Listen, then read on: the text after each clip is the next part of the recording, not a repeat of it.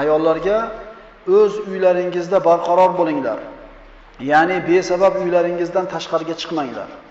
Magar biron hojat uchun chiqqanlaringizda esa ilgarigi dinsizlik davridagi yasan-tusan kabi yasan-tusan qilmanglar.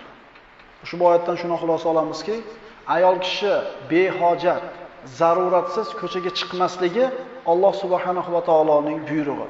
Bir ayol eri dunyo hojatlarini hammasini qondirib qo'yib, ehtiyojlarini qilib qo'yib, safarga ketgan bo'lsa yoki g'oyib bo'lgan bo'lsa, ko'chaga chiqishlikka hech qanaqa ehtiyoji bo'lmasdan turib, tabarruj qilgan holatda ko'chaga chiqqan ayol ham halok bo'lgan.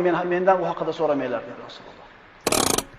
Unini, yog'ini, go'shtini, yemoq-ichmog'ini ko'chaga chiqadigan, ehtiyojini hammasini qondirib qo'yib ketgan erkak kishi.